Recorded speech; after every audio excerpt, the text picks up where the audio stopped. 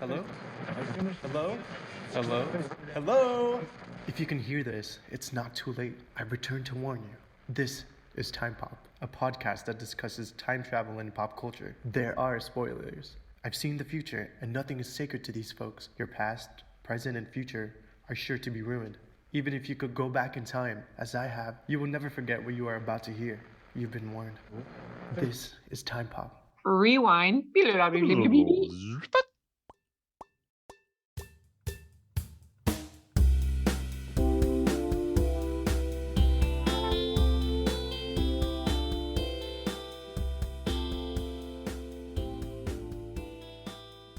Welcome, Chrononauts, as we guide you through the experience of time travel using pop culture as our magic carpet ride. We will be your constants. I am Dez. And I'm Ari. And this is Time Pop. Pop. Poppity pop pop. Wait a minute. Did you say magic carpet? Magic carpet ride. Magic carpet ride. Yeah. You don't know what you can find. Why don't you come with me, little girl, on a magic carpet ride? See, every episode you get like more and more obscure. I love it. I had a hard time what I was going to do with this one. And then when that song started playing, it's so funny. Just when I think I'm not going to come up with something, they make it so clear to me by the end. All right. I'll take it. So we watched Star Trek First Contact, released November 22nd, 1996, 101 minutes, rated PG-13, directed by Jonathan Frakes. You know him as Riker, who has directed a ton of TV. I knew he'd done a couple of Star Treks, and I assumed he did plenty of their episodes, but that dude he's even directed a Family Guy episode. Like, really? Yeah. Like, was it the one about Star Trek? I know there's a couple, but... Oh, you know what? Gosh, I forget the name of it. I meant to write it down because I was hoping it was going to be a time travel episode, and I don't think it was. But it might have been the one where Stewie rides around with the Star Trek guys for a while. Like he makes a wish and says, I want to hang out with the Star Trek guys. And then they're all super annoying. Yeah, it's a good episode. I know what I'm going to do tonight. That's so great. Starring Patrick Stewart and everyone else you know and love from Star Trek, The Next Generation. Rated on Rotten Tomatoes. Critics gave it a 93. Audience gave it an 89. I definitely didn't assume this would be tanked, but I thought, maybe somewhere in the 70s, lower 80s. But this was a well-loved film by everyone. And it got a ton of award nominations. It even got an Academy nomination for makeup, and it won a couple of. It didn't get any Oscars, but it got a lot of nominations and won a few of them. So that was kind of cool, I thought, because this was. So we'll just jump right into it. I don't know that much about Star Trek. Ari, yeah, tell us about Star Trek in general. We'll get into the movie in general, but make the fans feel like they're in good hands. So I very much like Star Trek. I would definitely call myself a Trekkie. That's someone who likes Star Trek. Not a Trekker. Not a Trekker. Star Trek. Yeah, I mean, I would hope that people listening to this know what Star Trek is. And if you haven't really seen the show, you have at least heard of it. God, I hope so. Yeah. I always like to, daydream that the future could potentially be like Star Trek, where, first of all, we find intelligent life, other aliens, and we are all banding together for the good of the universe. And there's no money, everyone just kind of lives to live, and, science. Yeah. How does that work in Star Trek? Like, is it like a government mandate, or is everyone just agreed to make their goods and give them to the greater cause? Yeah, I mean, I don't go into specifics. I'm pretty sure, at least the episodes I've seen, but yeah, there is no money. Everybody does a job, and everyone is taken care of and has what they need, and there is no, I guess, capitalism. So is Star Trek? Do they live in a communist society? Maybe. Black Blasphemy. Oh, so you're of the age where you probably started with Next Generation, Yes. correct? And have you gone back to the original much? I haven't watched them start to finish. I have watched every episode about time travel when it comes to Star Trek, and like all the ones that are Spock dominant, like about Spock's background and about Spock, you know, not just have him in it, but specifically about Vulcans. Because I have a major crush on Spock. Oh, Ari's a fan of the. Do you consider him? Do you think he's handsome, or is his brains just win you over? No, I think he's handsome. Plus, is his brains. So yeah, totally a sapiosexual here, and yeah, smart is sexy, you guys. So what did Scott do to win you over? Scott must be really cute. He's really cute. He's really funny. He's smart. He is smart in his own way. He's quick as smart. Yeah. And then so this is the 8th movie. The second, is this right after Generations, or is there Generations and then another? Because Generations is the crossover. Generations is the movie that has everyone from the original series and Next Generation. And this is something I should have written down in my research. I don't know about the movies as much as the show. Yeah. So does this, do you know enough about the show to know, like, do episodes before and after the movie kind of feed into it a little bit, or do they really make these stand alone? Episodes definitely before the movie feed into it. Okay. I'm trying to remember. It's been a while since I've watched all of Next Generation as far as after it goes. I think the TV show was done by the time they did this movie. Really? Oh, yeah, I guess 96 it would have been, wouldn't it? I could be very wrong. Yeah. I'm going to look that up right now before we get too far. So, yeah. So, I guess if this is if the first movie, so in the show at all, is Picard part Borg in the show at all? Or did all that stuff happen after? Yeah. So in the show, he has the run-in with the Borg and he becomes, you know, Lucretius. How do they say it? Yeah. Lucretius. So that all happened in episodes. That wasn't the previous movie. Oh, see, now you're putting me on the spot. I'm sorry. Well, and it all just runs together. So I don't want to put you on the spot and totally quiz you, because if it's all running together, to me, that's a really good thing. If it's all just this happened to him and it's part of the lore. Yeah. So now I don't remember if it was a movie or if it was the TV show where he becomes part of the Borg. All right. Sorry, I'm looking up the movies real quick because I'm just curious what. Okay, so yeah, Generations was right before this. So that was all of the seasons, right? Well, not just the seasons, the movie Generations. Oh. That was the movie that had everybody from the original series and Next Generation in it, which I just kind of I shouldn't say accidentally watched, but I knew this episode was coming up, and so I felt like I should maybe get a little more Star Trek in me. So I threw on Generations and ended up getting really distracted doing social media stuff for this show. So it was for a good cause.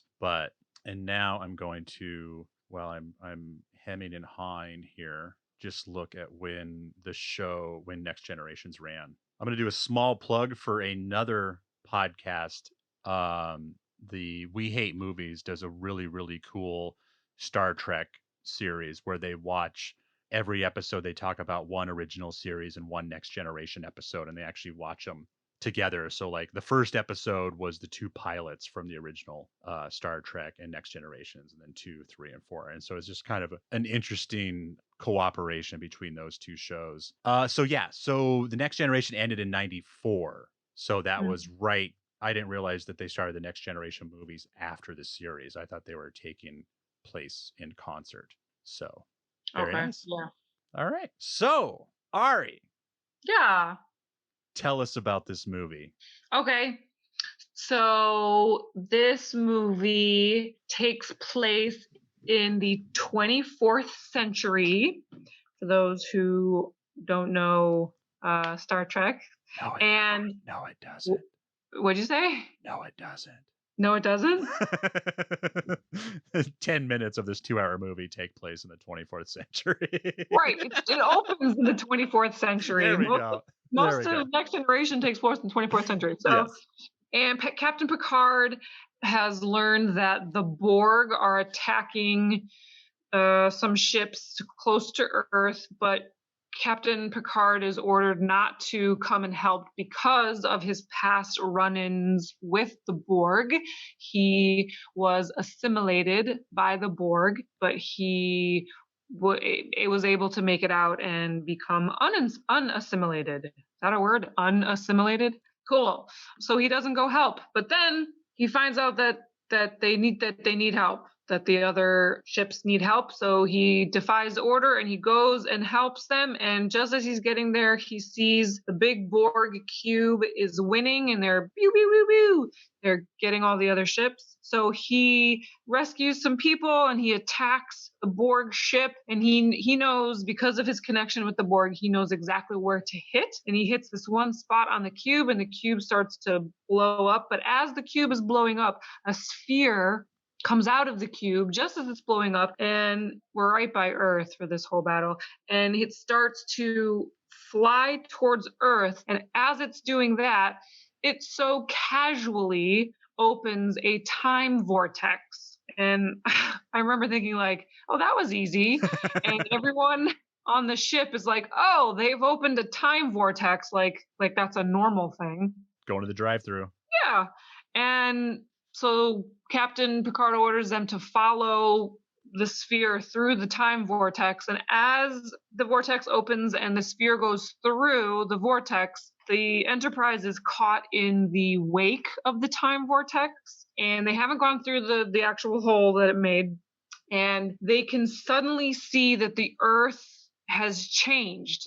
Everything on Earth, instead of the land being green and the ocean being blue, the land is like white or silver and looks very mechanical. And someone says, oh no, what's going on? And I believe it's Captain Picard that says, it looks like the Borg has conquered Earth. It has assimilated everything on Earth. We need to go after them. We need to go through that vortex and save it, change everything. So, and they said, well, why haven't we been affected? Because they clearly went into the past and changed things. Why haven't we been affected? And it was because they were stuck in that wake of the time vortex. Does that make sense? Totally. Because I know when I was watching with Scott, he was like, wait, what? And he was very confused. And he said, that doesn't make any sense. And I was like, actually, it kind of does. As far as time travel stories go, it's pretty smart. If right? someone opened up a black hole and you were close to it, would be affected by it, which this isn't a black hole, but massive amounts of energy. Yeah. So he was like, well, how come they weren't affected, but they could still see the Earth was affected? And if they're about to go through the time vortex hole right after them, wouldn't they have already, fixed it? And I said, no, because the hole was open, the sphere went through. They're already in the past, and everything that they wanted to do, they have done, which affected their present. That's why they're seeing the Earth changed as it was. But they weren't changed because they were in the wake, of it. And they will potentially, hopefully, change all this as soon as they go through the whole of the vortex and arrive at the exact same time as the Borg. April 4th, 2063. Yes, 2063, exactly. Did I explain that well enough? Because I totally got it. Okay, cool. Yeah, and I think our listeners, I think they're on board for this ride. Okay, so Scott's just a little slow. Everyone's caught in our wake, so they'll catch up. Okay, great.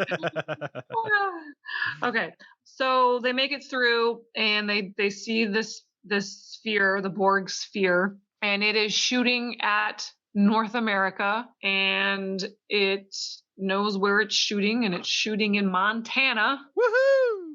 That's where you're from. I'm a Montana boy. Made me very happy. And the thing that they're shooting at is like a science research place, and they're trying to shoot down specifically the very first warp speed rocket that was launched in 2063 that alerted a more advanced alien species by the name of Vulcans. I guess you're actually not supposed to know that till the end of the movie. I was just going to ask if I missed something at the beginning, but yeah, no, we can we can spoil it. Yeah, sorry. Spoiler. Yeah, you don't know that till the end. So or we can like rewind. They, on that date, they discover warp speed, which sends out a signature into the universe, and more intelligent aliens then come and contact them, hence first contact. Dun dun dun. So the sphere has destroyed this base, and luckily the Enterprise ship is able to destroy the sphere, right? They blow up the sphere? Yeah. Oh yeah, they do. They blow it up surprisingly quick, I thought, with all the trouble they seem to be having with the cube. And then how does the Borg get on their ship? So while they were either going through the vortex or while they were shooting the sphere, they had to lower their shields, and that is when some Borg things got onto their ship. Did they just beam? They beamed on, yeah. Okay. And then they start to assimilate the people on the Enterprise. Meanwhile, Picard and some other people, the away team, they go down to Earth to see what the damage is done, and once they discover who is down there, Zefram Cochrane. Thank you. I was just looking for his name. Yep. Who became famous for being the first Earthling to discover warp drive and create the first contact. He built and manned the first warp speed. Right. So where was I? Quick question. What? This happens on Star Trek a lot when I watch it. There's always different levels of phasers, stun, kill, all that stuff. I love at one point early on, Picard says maximum warp. Yeah. Why wouldn't you always go maximum? Why do you have a cruising speed warp? Well, if you go max warp, it's using up a lot of energy. If you go max warp, it can put a lot of pressure on the actual ship itself. And max warp, depending on which ship, depending on which series it is different. So I know some ships max warp is only like 7 something, and then there's a couple of episodes where they are able to get up to like 9.9, like so. Yeah, so it's just like a car. Like some cars can only go 100, some cars can go 150. So whatever the top speed of this Enterprise is, do that. Yes, and it varies depending on the ship, depending on which season, which show it is. Can't remember. I know there's like one very epic show in whatever season it is where they're like 9.1, 9.2, 9.3, and they just keep pushing it. And then for some reason you can never go 10. Oh, 10's the... Yeah, I can't remember why. That's the glass ceiling. Yeah. Okay, well that makes sense too. Just fuel consumption and wear and tear on the ship. I can buy that. It has something to do with light speed too, but I can look it up if we really want to know. Nah. Well, we don't know. Creates more conversation for the people out there. Yeah. Tell us what we don't know. Okay. Tell us why we should just stick to Star Wars. No, Star Trek. Star Trek. Don't get me wrong. I love me some Star Wars, but if I had to pick between the two, it would be Star Trek. I can see why. I love Star Wars so much because it's just kind of the rabbit hole I fell down. But the more I learn about Star Trek, the more I would rather live in that world. And maybe it's because I'm close to that world. I could, if I lived long enough, I could live in that world. Yeah. There's just so much to it. There's so much more to it. We've had years and years and years of seasons and movies, and it's pretty nerdy. And Disney hasn't bought it yet and wiped out the first half of... It's lore. God, I really hope Disney does not touch Star Trek. Oh, it's coming. Okay, anyway, where were we? So there's an away team down on Earth trying to see what the damage was done to the first rocket and to Zefram.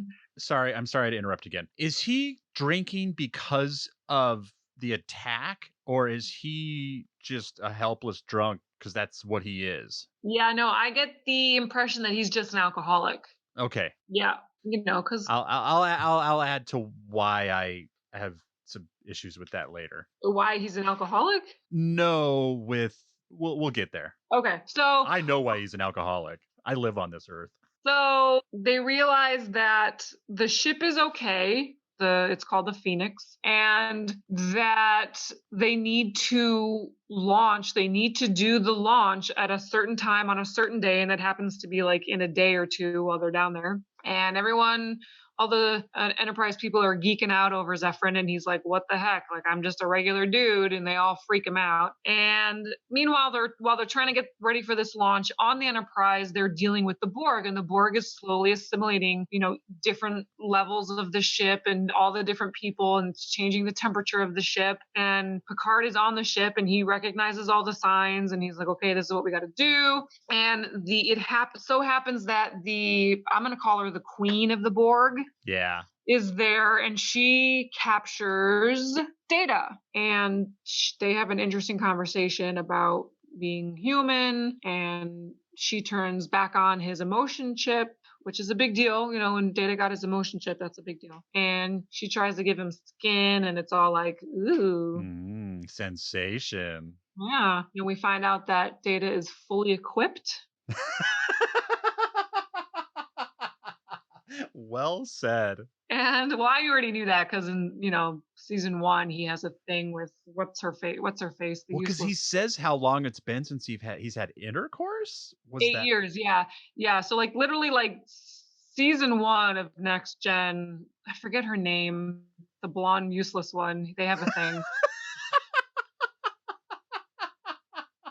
Get her name. Scott always remembers her name. I don't know why he always remembers her name. Scott. He's busy. Anyway, where were we? So she's almost like trying to turn Data to the Borg. She doesn't assimilate him, but she's almost trying to have him choose to be part of the Borg. And she's giving him skin so he can seem more human. And I'm trying to think, what came first? They actually got the launch done, or did Picard try and save Data? It's all happening simultaneously, basically. Right. So the Borg are trying to get they're trying to utilize the Enterprise to relay a signal to somewhere else to get some backup. They're trying to get the rest of their Borg backup. I had a question about this because, whenever we met the Borg, it was in the 24th century. So I'm assuming that there were Borg somewhere in space in the 21st century, which is where they are now.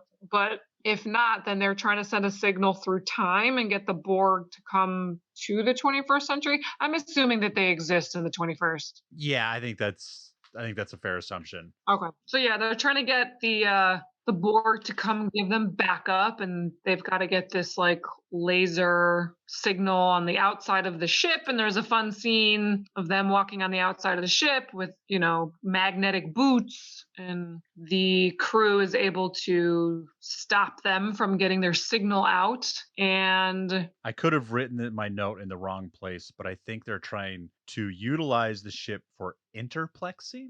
Huh?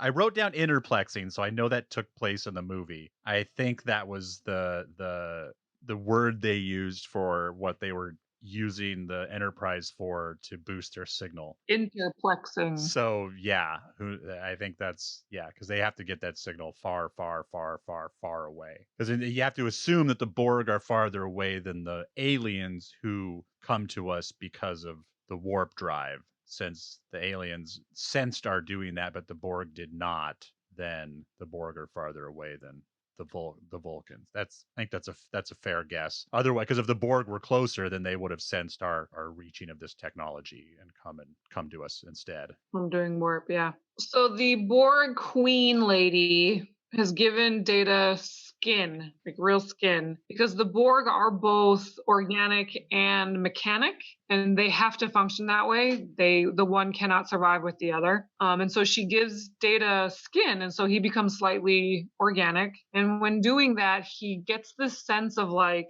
I don't know, just a different sense. And all of a sudden he's like on their side, or seemingly on their side, and he gives her, the Queen, the codes to the ship so that she can control the whole ship, including their torpedoes. So this is right around the time when the Phoenix is about to be launched, and they do launch, and so they're in space and they're about to go into warp, and Data launches torpedoes, and it looks like it's just about to hit the Phoenix, and it just misses, and the Phoenix goes into warp, and then, or warp, not wharf. Warp. Two very different things. Yes, but in the same universe, strangely enough. And then Data's like, ha, I was faking the whole time.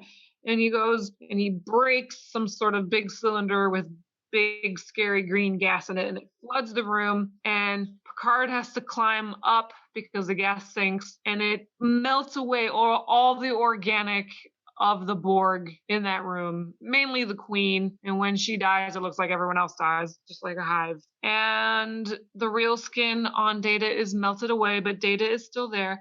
And he saves the day. And yay! Yay! And then you see that the alien ship that was just in range, that was able to detect the signature from the warp drive, comes down to Earth, and the door opens, and who should come out but some Vulcans. Is that Spock's dad? So I think, yeah, it's kind of suggested that's supposed to be Spock's dad. Okay. So I don't know that much, but I recognized that actor, so. So then he becomes the like ambassador for Earth. And so then they're like, yay, everything is all great because the Enterprise was able to hide behind the moon or something so that the Vulcans didn't detect them when they came down to Earth. So history is preserved. Everything's going to now flow as it should. The Prime Directive is... Do you know what the Prime Directive is? To look but not... I'm getting the words wrong, but to look but not... Oh, yeah. See, not be seen. Yeah. So essentially, if in their travels they come across a species or a civilization on an alien world that isn't at a certain level of technology, then they leave them alone. And that level is warp drive.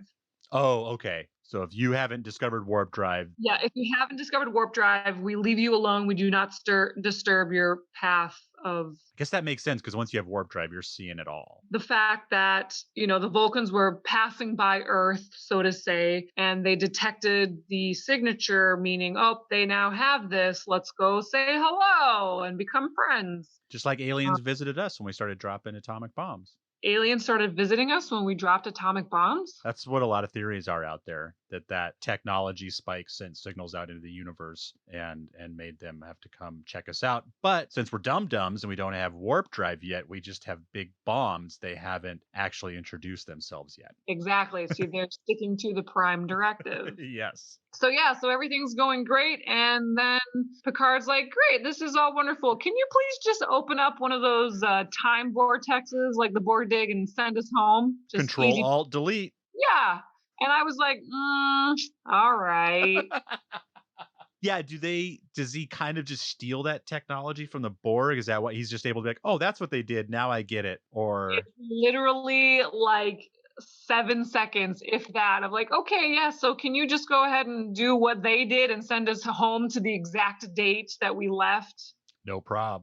That's one of my major issues with this, was like, if time travel is that easy, why aren't y'all doing it more for good things? Well, maybe that's the new byline in the Prime Directive. Don't do that unless you have to. No time travel for funsies.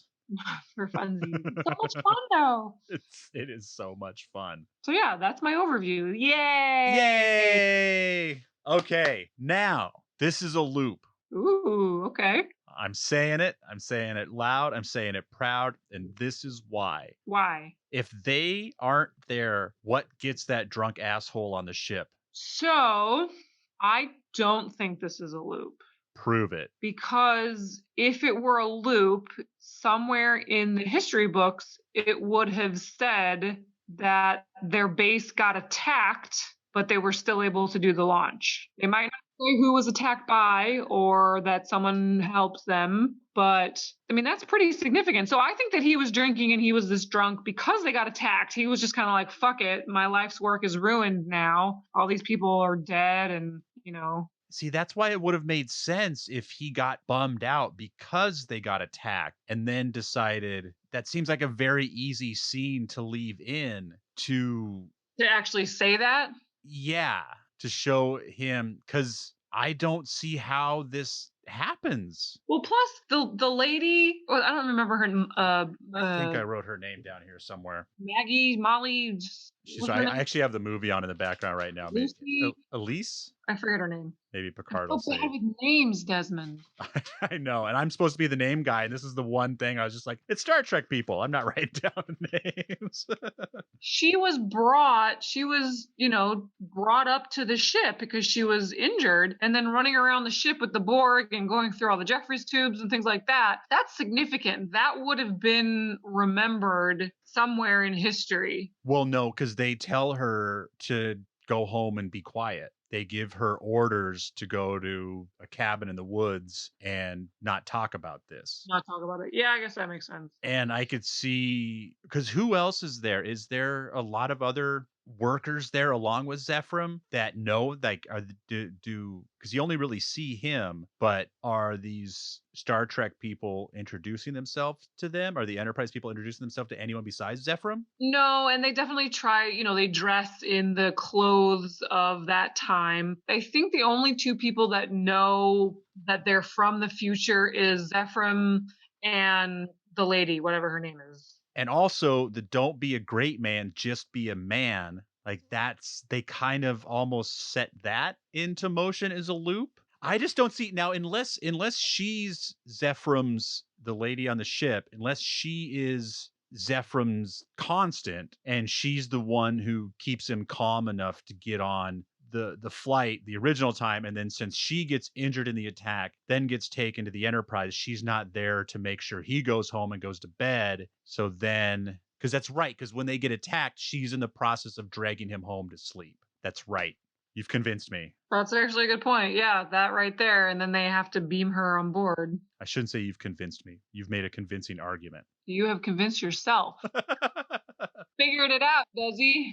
I've made it make sense. I'm gonna step in. I'm gonna speak for Scott for a minute. That well, no, I guess I'm speaking for myself again. I guess he's just it's always happened the way it's always happened. But then I was gonna say this was more of mine. What's happened has happened. Will always happen. And I feel like if it did happen this way every time, I think that Lady on the ship and Zephram would be safe confidants. Yeah, I don't think this is a loop. You're right, because this would have ended up in the history book somewhere. The attack, something almost thwarted our attempt. Yeah, because remember they talked about, so this was in the movie. This had happened after World War III, and they thought it was some country that has broken the agreement, the truce, the treaty, or whatever they call it, and so that's originally who they thought was attacking them. But then they realized that it was the Borg because she was on the Enterprise, and they told her. So it's not a loop. Mm-mm. But now through butterfly effect, this is the new past. So now this attack is written into the history books. Yes. It should be a butterfly effect. It should be a ripple effect when they get back to the future. And maybe somewhere in the history books, it will say they were attacked by, we think, blank country, but we were still able to launch that rocket and have first contact. So it's a loop now. Because in order for them to, you think it's a loop now? Yeah. I mean, these people now going into the future for the next 400 years, unless they prematurely spring a trap for the Borg because they know they're coming. So it's only a loop now if when they go back to the 24th century, they get there before they left. No, they would have to get there after. And if they went there before, then they would immediately find that Borg ship and destroy it before it attacked. But they didn't. They didn't do that. They went back to the moment they left. I think that's said, right? Yeah, they went back to probably maybe well after went through the vortex. So now this is in theory written into the history book. So does Zephram warn of this happening? Did he warn of what happening?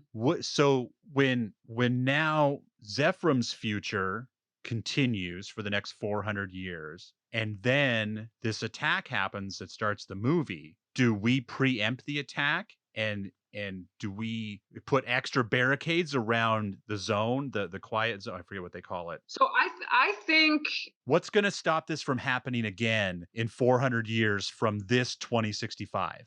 so. Nobody knows that it was the Borg except for that one woman. Okay, Zephram doesn't know it was the Borg. Zephram doesn't know who attacked them. All he knows is some people from the future showed up and helped me launch my rocket. The only person who knows it was the Borg was the woman who was on the Enterprise, who I'm assuming they told her just to shush her mouth. Yeah. And when the Enterprise returned to the 24th century, they returned after the cube, after the sphere showed up. So it's not a loop. But okay, again, let's forget about this crew. Let's think. So this is going to happen again, right? What's going to stop in 400 years? Again, I know Zephram dies. I know this lady dies, but their great grandson is now in Starfleet. Yeah. And it's the beginning of this movie. They're going to get stuck in that time wake again, right? So you're questioning whether or not the same thing is going to happen. Right. So they go through history, and Picard is turned into Lucretia. Why do I feel like I'm saying that wrong? Lucretia. Lucretius. Something like that. So he's assimilated in the Borg, and then he's unassimilated into the Borg, and then all of a sudden the Borg is going to show up again and do this again. You know what? In another timeline or in a parallel universe, sure, maybe. But in this story's timeline, in this story's universe, that did not happen. Why? What is going to stop this event from happening again in the 24th century? Because theoretically, they preserved the timeline exactly as it should be. And if that is the case, then it will proceed as it has up until the very beginning of this movie. Yeah, I see your point. And yeah, there's an argument where this could happen all over exactly the same, thus making it now a loop. Yes. Okay. Yeah, I see where you're going. Why would this only happen in this one timeline, this one time? There is nothing to say that it could, that it happened. No, yeah, you're right. So, if we really sat and thought about it, maybe there was something that they did in order to prevent the Borg from ever coming to Earth again to attack them, because something different happened this time around in the attack, I guess something different has already occurred. Something different has happened. So you could argue that it's different, therefore, it's changed. Even though they preserved the timeline for a major event, different things happened. Therefore, it is technically a completely different timeline, even if it was subtle changes, which could then have more bigger changes. More bigger. So yeah, and I forget that too. Just the smallest change can create massive change later. Yeah, you are also correct. It could have then happened exactly the same, which then would create that loop. Because they went through great, they made sure they weren't seen. They made sure they came back to the 24th century. The moment they left, they shipped what's her name off to an island in the Pacific, and Zephram's going to be different. I don't know what's going to keep his drunk ass quiet. I guess it says that at the end of the movie, he was a changed man. They said the quote that he originally said, and he kind of had this awakening. I don't have to be a great man. I just have to be, a man. Ari? Yeah? Just be a man. Just be a man? That's kind of weird now that I think about it for Star Trek. That's kind of weird that they really took that. It was in the context of don't worry about being great, just be, and let history choose how it judges you, or whatever it was. So for them, he was a man. They said man. But if you want to be politically correct, don't be great, just be. Yeah. And let history judge you. Because by the Next Generation, did they already say they changed going where no man has ever? Yes. No person, I think. Go where the ladies go. That's what I say. Yeah. Awesome. This is awesome. Well, that was a great time travel discussion. Do you have anything to add on the movie in general? I'm going to double check my question. The Borg. So is she just the queen of that hive? That one cube? No, so they say that she's like the queen of all of them, the whole Borg collective, because the Borg is a collective. Every ship is connected, I think. Wow. So what happens to them after this? Like if the queen bee dies. Well, her consciousness or her information is just downloaded to another cube somewhere. Okay. And if they're time traveling just cuz seemingly the Borg they do not have a prime directive. So they're time traveling all over the place. So their hive knows no bounds. Yeah, that's another thing. Like, how dangerous is it that the Borg can time travel so easily? I mean, come on. As far as bad guys go, the Borg is probably one of the most badass bad guys ever. Yeah. Yeah, and when you create someone that's that bad, like it creates the biggest hole in any of your stories ever because they would just keep going back and keep going Yeah, back until they did it. yeah, I mean, they're like a virus. Yeah. No empathy, nothing. It's crazy how quickly they Borg a human. Like there were a couple times where they like captured a human and then like that one guy, I don't even think they got him out of his spacesuit. And he just looked over and he was all mechanical up. And I like how almost like steampunk it is. Like you'd think that the Borg would be a little bit more they would all look alike, but they just kind of grab whatever metal's near them and start jamming it in. Yeah. So have you watched much Star Trek in your life? No, I've always been interested and I've always had a hard time figuring out where to start. Lately, I've just been kind of throwing them on. And because before I'm like, if I'm going to watch this, I'm going to watch it. And now I've kind of gotten past that. Like, there's no way I'm going to watch 500 episodes. So, yeah. One fun thing to do is search time travel episodes within Star Trek and just watch those. Those are fun. I've done that. I currently have an entire Time Pop Excel tab devoted to that. So, Time travel episodes in Star Trek? yeah. Neat. Yes, most definitely. So we might start working ourselves through those. Oh, we got a good quantum torpedoes. Was it quantum torpedoes, right? I mean, come on, everyone knows what that's going to be, right? Is that a torpedo that travels through time? Whenever you add quantum, right, typically it's like at an atomic level. So quantum means like at an atomic level. So that's like an atomic, like an atom. I mean, that's how I always take quantum. Quantum to me means like tiny and powerful. Like Ant-Man, right? They always talk about quantum this and quantum that, and they go down really small. The holodeck scene was pretty cool in this. Oh yeah, holodeck is a major staple of Star Trek. Did they take a leap for this movie that when you turn off the safety protocol, you can die by fake bullets? Or is that something that's... No, that's a big deal. When you turn off the safety protocol of the holodeck, you can actually die. That's crazy. Yeah.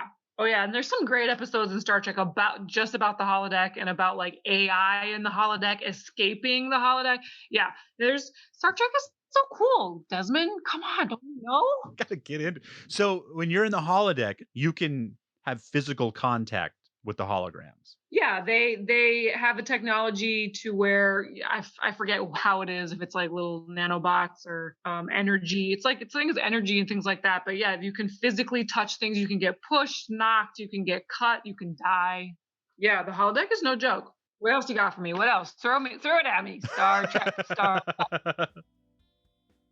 Thank you for listening to Time Pop, brought to you by Sounds Awesome. Please like and subscribe and tell a neighbor or friend about it so you can share a discussion of your own on the topic of Star Trek. Stay tuned to social media for ongoing info and a heads up on what film is coming up in case you would like to watch along. You can find us at What Sounds Awesome on Facebook and Instagram and at Sounds Awesome 2 on Twitter. And check out our Time Pop specific feeds. They are at tpop9216 everywhere. You can email us directly with questions and comments at wesoundawesome@gmail.com. We would love to read your thoughts aloud on air and definitely let us know about a movie you would like featured on a future episode. Ari and Dez will be back in 2 weeks with a new Time Pop, but if you would enjoy another fun film discussion, tune into Rotten Popcorn next Wednesday, starring Scott and Dez. Next week, we will be discussing Mad Max Beyond Thunderdome. And if you would enjoy another film discussion, check out the brand new, just dropped on this feed actually, but it will be coming up on its own feed soon. Apocalypse Now. On there, we're talking about movies, about society going through some difficult times, kind of like we're going through now, but totally not. We have some fun watching those movies and discussing them and relating them any way we can to our current situation. It's fun. So far, we've got Outbreak, Trigger Effect, and Carriers. They're not all out yet, but those have been recorded and they are coming to you soon. Also brought to you by Sounds Awesome, we have All the Answers, starring Katie and Cassidy, and they are awesome and fun, and they have all the answers, so check it out. And then once they get your brain tuned up, check out Truth Not Trends and get your physical fitness on. They are here right now to help you in your stuck at home physical needs. So they're coming to us at episode 58. They've been around for a while. They had to take a little hiatus, and they have just joined the Sounds Awesome family. And that is Jesse and Liam. You can find all of those amazing podcasts at whatsoundsawesome.com or wherever else you find podcasts. And now, back to the big finish. All right, Ari. Yeah. Warp drive is, we're creating the technology. We need to test it. It is untested. We don't know what this technology can do, what it'll do, if you'll evaporate, if the ship will explode, if you'll wind up in the past. Do you take the inaugural flight? Yeah, I would. I mean, Yeah. So they have already started to either build or mock up ships that essentially warp space-time. I don't know if you've seen a picture of this before. It looks like it's like there's a circle, and then within the circle there's a ship. And when they show pictures of it, it takes space-time and it warps it in a way. It's bending space-time. So there are people actually out there who are trying to develop warp drive, where you warp the fabric of space-time to bend it and go through it quicker. So they're really, yeah, man. Star Trek is. So is that what they're doing? Are they basically getting like dark matter out of the way so there's no friction? No, I don't think it has anything to do with dark matter. I think it purely has to do with bending space-time. So you know how like gravity can change space-time? Uh-huh. I don't know how they do it, but from the little I've seen about this, they're bending space-time, they're collapsing space-time and then going through it, a lot over and over again. Holy shit. Yeah. I mean, it's super theoretical, but but they're mocking it up, and they're trying, they're doing all the math. It's all math. It's all math. It's just math. It's math. It's easy. Whew. Don't forget to carry that one.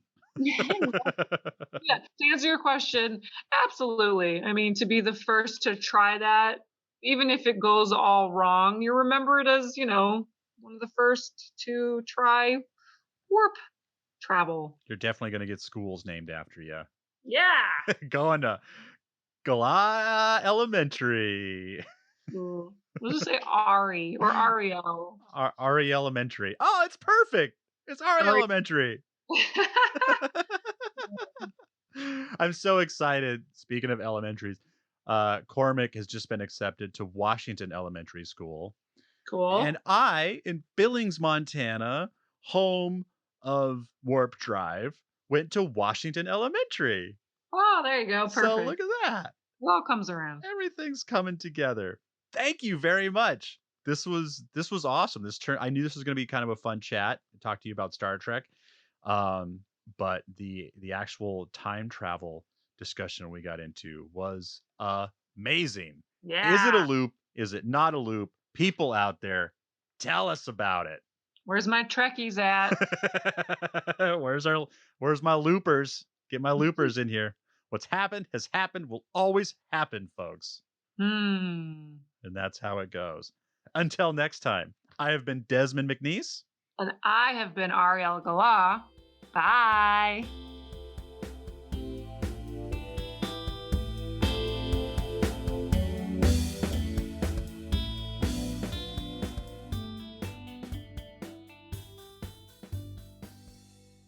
Or, oh, did you stop recording? Nope. Oh, or live long and prosper.